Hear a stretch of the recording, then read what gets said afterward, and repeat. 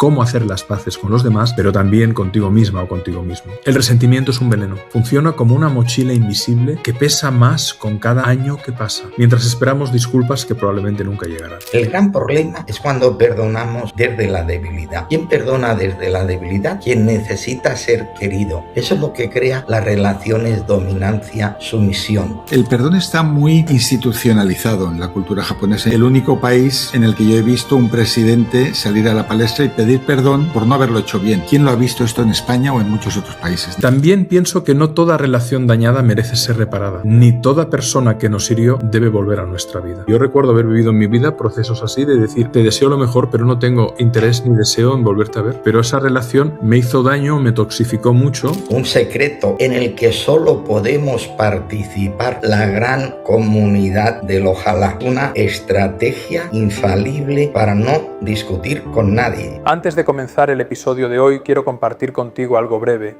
que quizá pueda resonar contigo. Si estás escuchando esto antes del miércoles 25 de febrero, ese mismo día realizaremos un taller en directo titulado Derriba tus muros invisibles. Será un encuentro de 2 horas para trabajar algo muy concreto, identificar una creencia que puede estar influyendo en tus decisiones más de lo que imaginas y aprender un método claro para cuestionarla. No es una charla teórica, es un espacio práctico con cuaderno de trabajo y un tiempo final para preguntas para que puedas aterrizarlo en tu propia realidad. Las inscripciones estarán abiertas hasta el mismo 25 de febrero a las 18:30, hora de España. Si sientes que hay una idea que se repite y te limita, quizá este sea un buen momento para mirarla con mayor conciencia. Puedes asegurar tu plaza en el enlace que encontrarás en la descripción de este episodio, tanto en YouTube como en las plataformas de audio. Y ahora sí, comenzamos.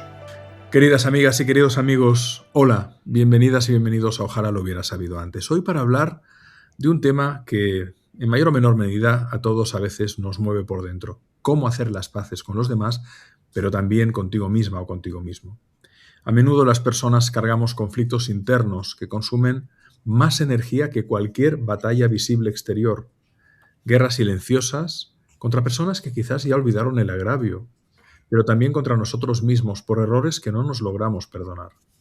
El resentimiento funciona como una mochila invisible que pesa más con cada año que pasa y nos va robando ligereza y presencia mientras esperamos disculpas que probablemente nunca llegarán.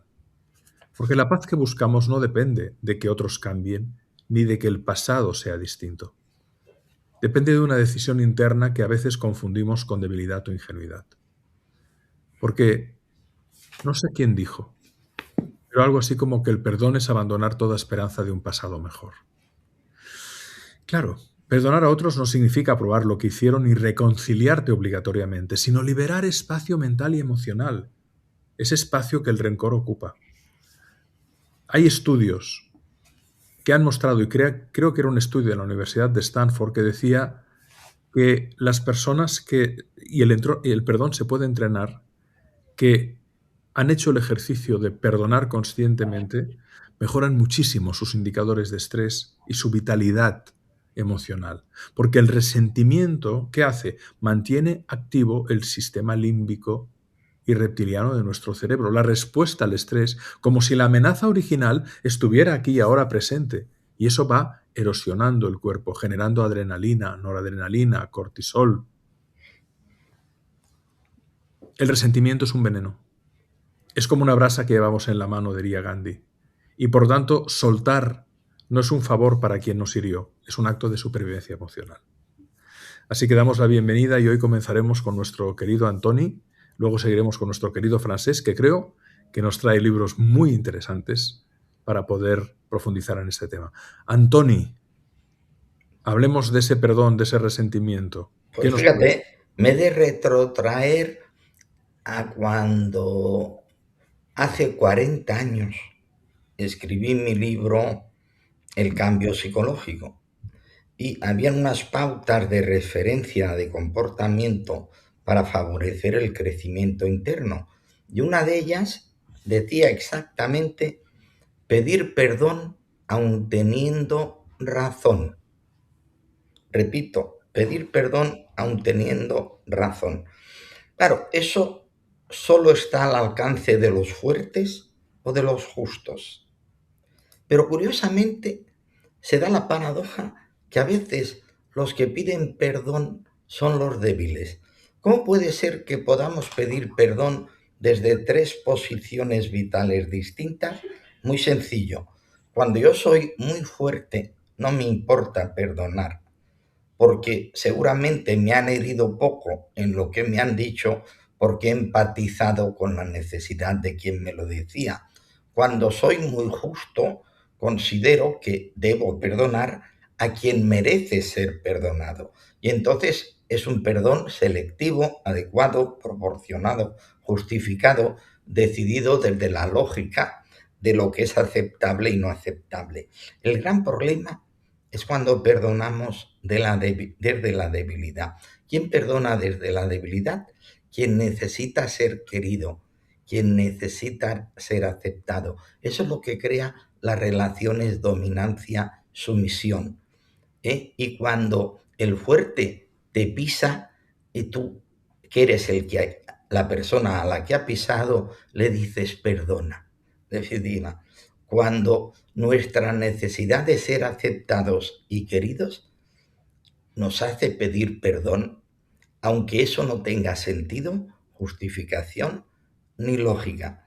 Por tanto, ojalá pidamos perdón desde la fortaleza de la madurez o desde la justicia de lo que realmente debe ser perdonado. Pero deberíamos superar nuestra tendencia que tenemos las personas con déficit afectivo o las que necesitamos ser queridas porque no nos consideramos suficientemente queribles, y entonces nos subordinamos a los demás, dejamos que los demás nos ofendan, nos castiguen y abusen de nosotros, y encima somos nosotros los que pedimos perdón. Es frecuente en las relaciones dominancia-sumisión, ya que normalmente pongo ejemplos en clave de pareja, porque la mitad de mis clientes lo son, es cuando uno de los cónyuges le pega una bronca enorme a la otra parte y acaba la conversación diciendo, es que me pones nervioso o es que me pones nerviosa. Y la otra parte dice, perdona.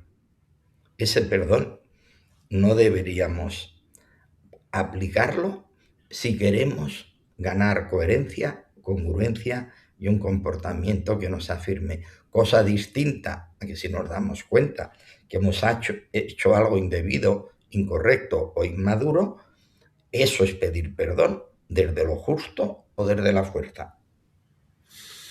Querido Francesc. Fantástico. Qué buena introducción de Tony. Es una muy sutil definición del perdón la que ha dado el maestro Bolinches. Yo voy a hablar en relación a este tema de un par de libros. Entonces ahora en esta intervención enseñaré uno solo, que es El arte japonés de pedir perdón, que como bien sabemos, el perdón está muy institucionalizado en la cultura japonesa. Incluso es el único país en el que yo he visto un presidente salir a la palestra y pedir perdón por no haberlo hecho bien. ¿Quién lo ha visto esto en España o en muchos otros países? Nadie. Nadie pide perdón por nada, ¿no? O sea, siempre se equivoca el otro. Entonces, yo que en relación con el arte japonés de pedir perdón, quería hablar de una experiencia que me hablaron el otro día, de una mujer amiga que había cargado con muchísima rabia durante largo tiempo contra 3 personas que le habían perjudicado una etapa de su vida.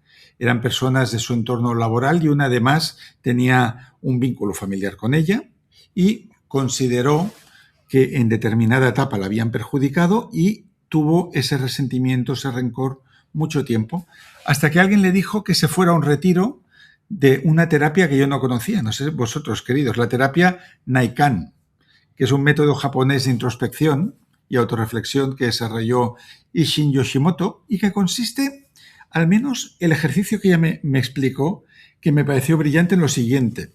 Durante todo ese fin de semana, mientras descansaba, se alimentaba bien, paseaba, meditaba, el instructor la invitó a pensar en esas 3 personas que tanto creía ella que le habían perjudicado, en lugar de ver eso que le habían hecho, que pensara en 3 motivos para estar agradecida a cada una de ellas. Quizás en otro momento de su relación juntos, o quizás simultáneamente a aquello que no se hizo bien, había algo que se estaba haciendo mal, o incluso qué es lo que ella ha aprendido de estas personas por reacción.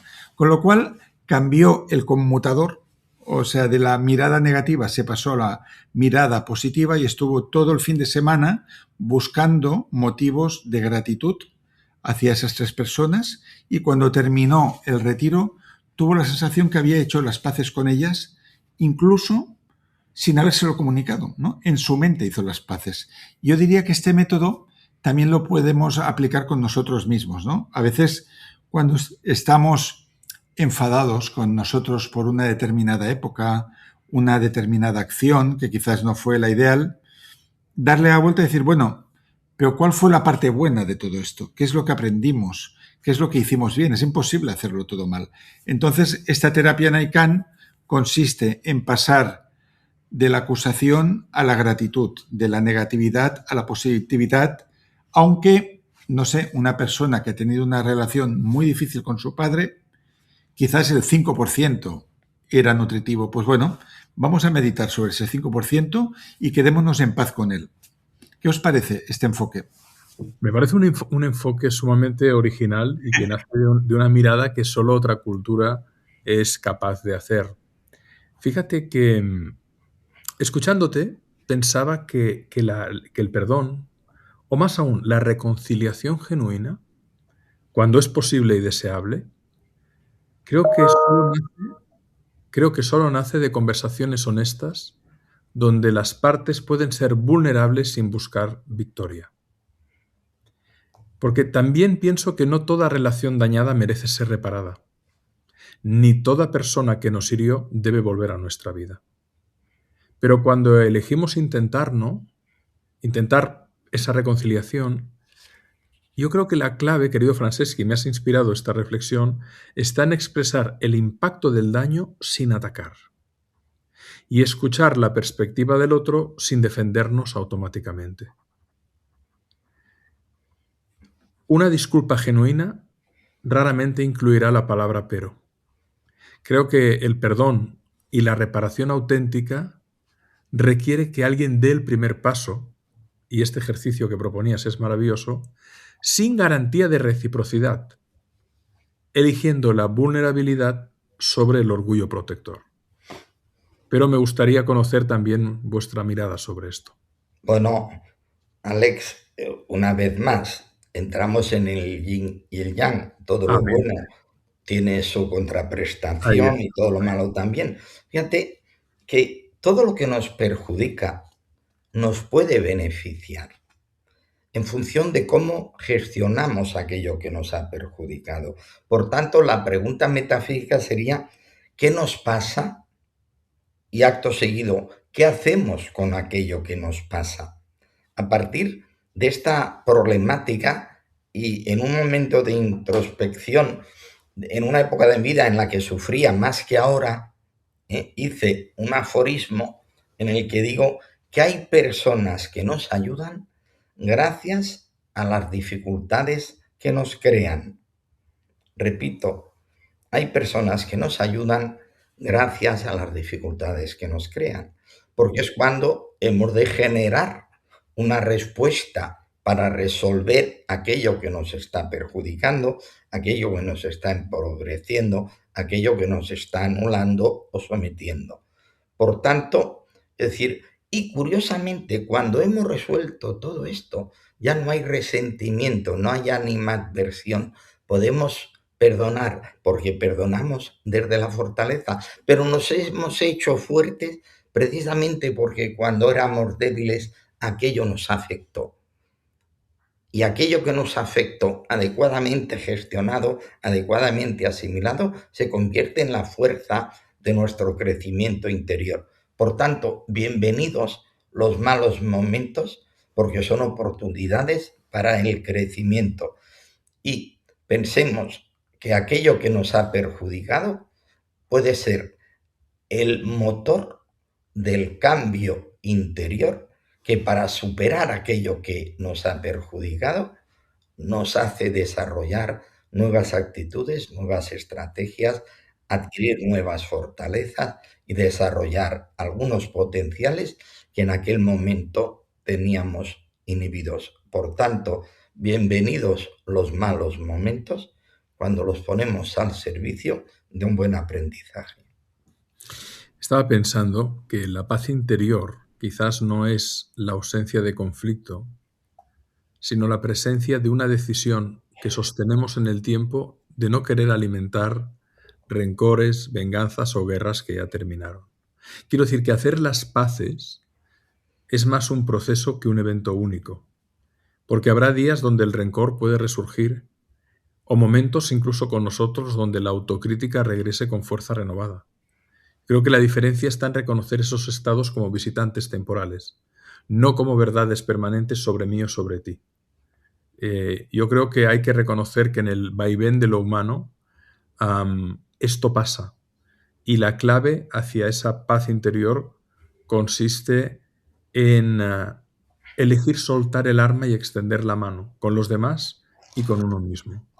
En este sentido, Francesc, ¿alguna inspiración más o algún libro más sobre el tema de hoy? Hay un segundo libro que voy a mostrar, pero antes quisiera comentar, querido amigo, tu apunte, que me ha parecido muy lúcido, de no hay que volver por necesidad o por obligación a la vida de nadie.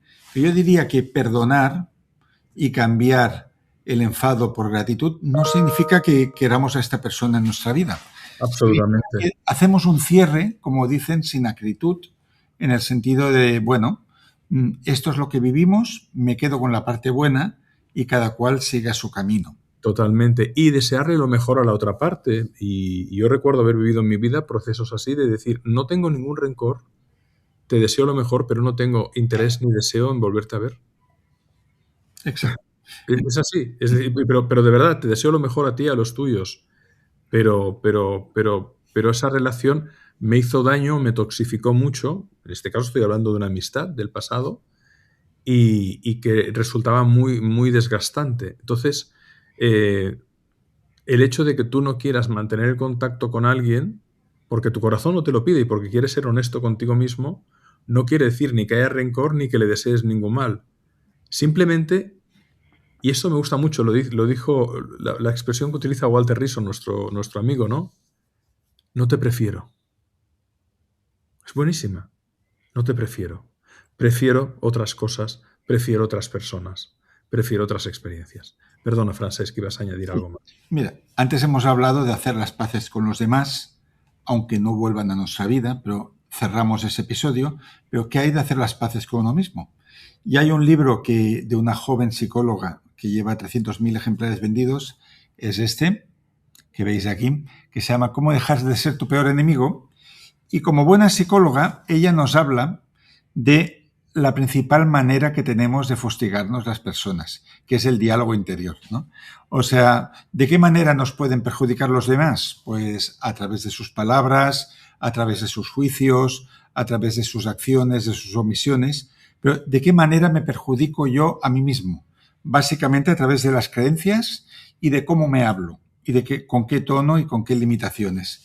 Entonces, yo quisiera ver un poco por encima, en la segunda parte del libro, que se llama Cómo influir en tu diálogo interior, las herramientas que Alba Cardalda comenta que tenemos para hacer las paces, ¿no?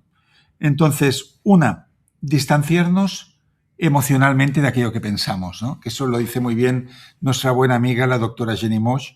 No eres lo que piensas, tu mente no eres tú, es algo que sucede, es una pantalla donde vienen ideas, pero no tienes por qué identificarte. Luego, cómo relativizar las cosas. Esa es otra manera de apagar o mitigar la guerra con uno mismo. No darle excesiva importancia a todas las cosas que nos angustian. Dejar de procrastinar, es decir, poner lo importante en primer lugar. Y dejar atrás la hiperexigencia y el perfeccionismo, ¿no? Entonces, muchas veces no nos tratamos bien a nosotros mismos porque no aceptamos el lugar donde estamos, no aceptamos los niveles de las cosas que hacemos, porque desearíamos ser como una persona B, C o D. Entonces, en ese hacer las paces, terminar la guerra sería decir, bueno, en este momento de mi vida soy esto, estoy aquí y en el futuro seguiré creciendo. Esto, la vida no está terminada, esto es un work in progress, pero me acepto y celebro mi momento vital y vayamos ya para nota. Qué bueno. Antonio. Sí, eso me resuena interiormente, Francés. Y curiosamente, en el glosario de conceptos básicos de terapia vital se corresponde con el concepto de aceptación superadora. Me acepto, me mejoro en lo que puedo y llevo mejor lo que no puedo cambiar precisamente porque he cambiado lo que he podido. Y a partir de ahí, un secreto en el que solo podemos participar la gran comunidad del ojalá, que es una estrategia infalible para no discutir con nadie. A partir de mañana el mundo empezará una nueva era, porque lo empezaremos a aplicar. El secreto es discutir con nosotros mismos y luego conciliarnos con nosotros mismos. O sea, hacer un diálogo interior. Porque yo cuando discuto conmigo mismo, ya no necesito discutir con los demás.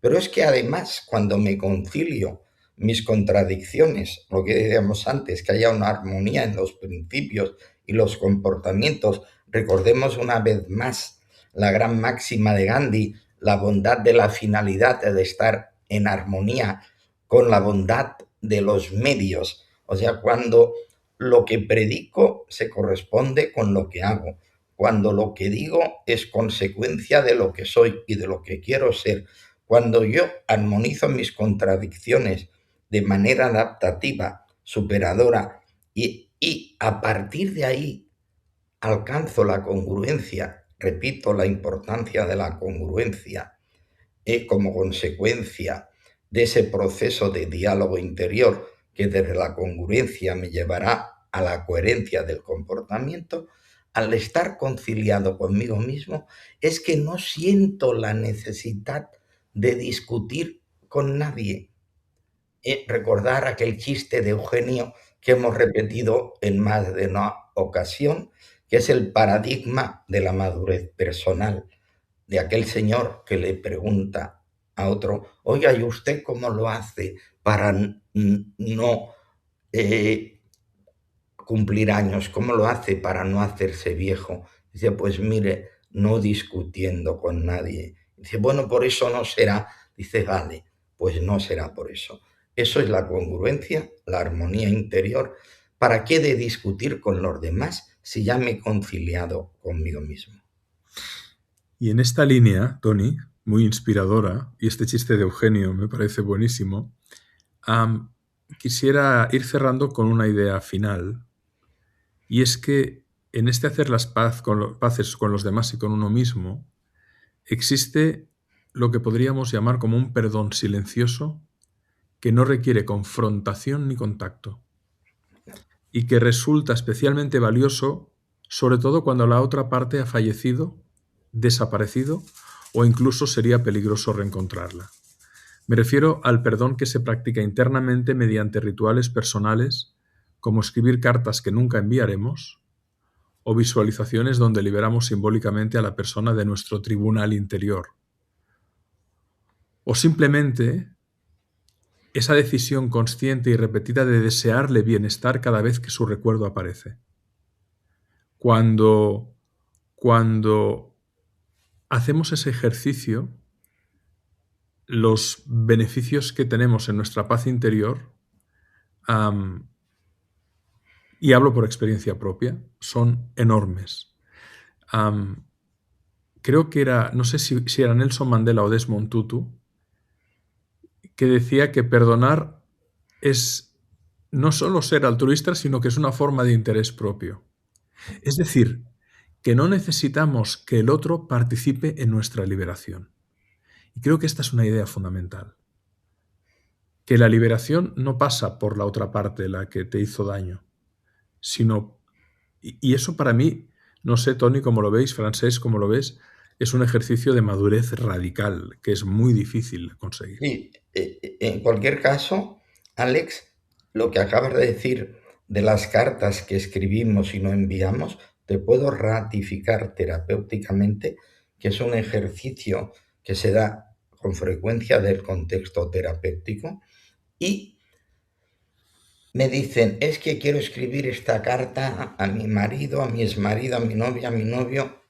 Bueno, escríbela. Digo, pero si te parece, no la envíes todavía hasta que tengamos la próxima sesión. Y te puedo decir, de cada 3 personas, en 1 o 2 sesiones, 2 deciden no enviar la carta. Qué bueno. Eso en tu experiencia terapéutica, Toni. Sí, porque la carta les ha servido ya a ellos. Porque han concretado, antes tenían el problema dentro, ahora lo han externalizado. Está en la carta y quiere enviar, pero ahí han reciclado el sentimiento, el resentimiento, la frustración, la rabia, el sentimiento que les embarga en ese momento. Y como se están trabajando y se están conciliando, ya no necesitan esa liberación que casi siempre tiene un cierto fondo y forma de reprobación, de crítica, de culpabilizar al otro. Cuando tú te has liberado del sentimiento negativo de un determinado sufrimiento y has hecho la paz contigo mismo, repito, ya no necesitas discutir con los demás. Y una tercera parte envía la carta, pero la envía modificada. Fascinante, precioso. Querido Francesc, idea final y cerramos. Sí, queridos. Quisiera acabar con una inspiración que yo escuché en una conferencia de nuestro amigo Pablo Dors, que él hablaba de los 2 escalones de la iluminación, es decir, de la sabiduría humana en este caso. Dijo, primer escalón, dejarte en paz a ti mismo, dejarte en paz, es decir, dejar de fustigarte, de cuestionarte, de machacarte, de justificarte, etcétera, sino let it be, aceptar nuestro momento vital, como hemos visto antes, y eso ya es un grado de sabiduría que permite navegar por la vida. Escalón número 2, dejar en paz a los demás, dejar que sean como sean, no querer cambiarlos, no querer transformarlos. Por lo tanto, aceptación y progreso, yo lo resumiría, y desde esa aceptación podemos entendernos mucho mejor con los demás, con nosotros mismos y tener una vida más armónica. Excelente la sabiduría de Pablo Dors y sus extraordinarios libros. Yo recomiendo vivamente la biografía del silencio, el libro sobre su experiencia y diálogo con la meditación, que es un libro brevísimo y delicioso. Desde aquí les saludamos con todo cariño y admiración. Querido Antoni, querido Francesc, muchísimas gracias. Y queridas amigas y amigos, ya sabéis que lo que procuramos aquí es eso, comprender y no estorbar, como decíamos la semana pasada, y brindar algunas ideas para, como decía un buen amigo mío, con controversia o sin controversia, entrenar la mente y el corazón a mirar la vida desde posibles perspectivas diferentes. Os mandamos un fuerte abrazo. Gracias, Toni. Gracias, Francesc. Nos vemos. Hasta pronto.